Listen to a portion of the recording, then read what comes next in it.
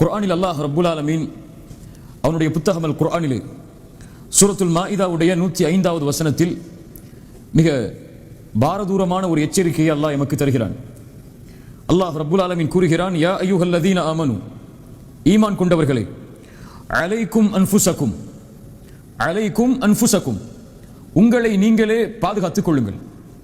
முதலில் நீங்கள் உங்களை பாதுகாத்துக் கொள்ளுங்கள். அலைக்கும் அன்ஃபுஸக்கும் லா யதுர்ருக்கும் மன் தல்ல இதா ததைத்தும், நீங்கள் நேர்வழியை அடைந்தால் வழி தவறியவர்களுடைய எந்த தீங்கும் உங்களை எதுவும் செய்துவிட முடியாது.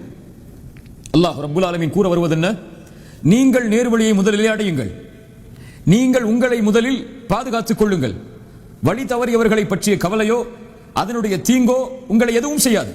நீங்கள் நேர்வழியில் இருந்தால் போதும், முதலில் நீங்கள் உங்களை பாதுகாத்துக் கொண்டால் போதும். இந்த ஆயத்தை எப்படி புரிந்து கொள்ளக்கூடாது?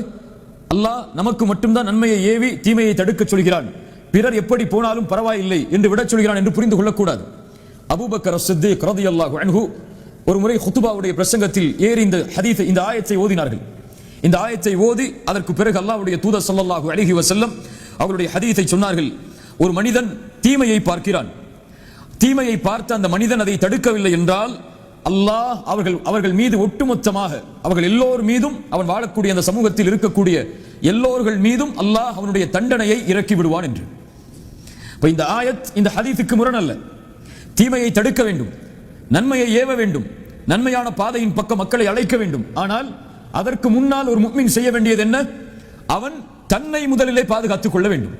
யா அய்யுஹல்லதீன ஆமனு கு அன்ஃபுஸக்கும் வ அஹ்லீக்கும் நாரா, ஈமான் கொண்டவர்களே, உங்களை நீங்கள் பாதுகாருங்கள் முதலில், அதற்கு பிறகு உங்களுடைய குடும்பத்தார்களை பாதுகாருங்கள் நரக நெருப்பிலிருந்து.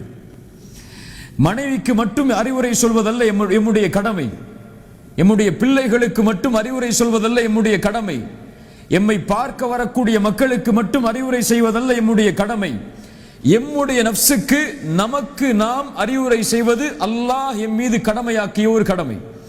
அதைத்தான் குர்ஆனுடைய இந்த வசனம் சொல்லுகிறது. ஆனால் இன்றைய எம்முடைய வாழ்க்கை எப்படி?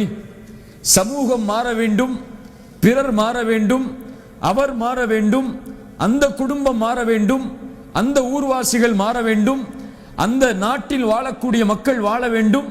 அப்படி மாறினால்தான் சமூகம் மாறும் என்று நாம் நினைக்கிறோம். எல்லோரும் மாற வேண்டும் என்று எண்ணக்கூடிய நாம் முதலில் நம்மை மறந்துவிட்டோம், நாம் இன்னும் முழுமையாக மாறவில்லை என்பதை. உண்மையா இல்லையா?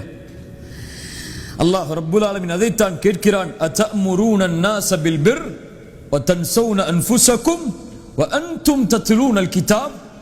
இது எனக்கு பொருந்தக்கூடிய வசனம், உங்களுக்கு பொருந்தக்கூடிய வசனம். உங்களில் பலர் அழைப்பு பணி செய்யலாம், மக்களிடத்தில் நன்மைகளை ஏவலாம், தீமைகளை தடுக்கலாம். இந்த வசனத்தை அதற்கு முன்னால் கொண்டு வந்து பாருங்கள். அல்லாஹ் கேட்கிறான், அத்தஅமுரூன அன்-நாஸ பில் பிர், மக்களுக்கு நீங்கள் நன்மையை ஏவுகிறீர்கள், வ தன்ஸௌன அன்ஃபுஸக்கும், ஆனால் உங்களை நீங்கள் மறந்து விடுகிறீர்களே, வ அன்தும் தத்லூனல் கிதாப், நீங்கள் குர்ஆனை ஓதுகிறீர்கள், அஃபலா தஅகிலூன், நீங்கள் அறிவு பெற மாட்டீர்களா என்று அல்லாஹ் ரப்புல் ஆலமீன் அவனுடைய புத்தகம் அல் குர்ஆனிலே கேட்கிறான். இதை பயந்தார்கள் எமக்கு முன்னால் வாழ்ந்த அறிஞர்கள் எல்லோரும். ஒரு விஷயத்தை சொல்லுவதற்கு முன்னால் அந்த விஷயத்தோடு என்னுடைய வாழ்வு எப்படி இருக்கிறது என்பதை சோதித்து பார்த்தார்கள். ஆனால் இன்று அறிவுரை வழங்குவதற்கு நாம் எல்லோரும் தயார். ஒருவருக்கு அறிவுரை வழங்குவதற்காக அழைக்கப்பட்டால் முன்னே சென்று அறிவுரை வழங்குவதற்கு, பயான் நிகழ்த்துவதற்கு எல்லோருக்கும் ஆசை இருக்கிறது. ஆனால் நம்மை நாம் மறந்து விடுகிறோம்.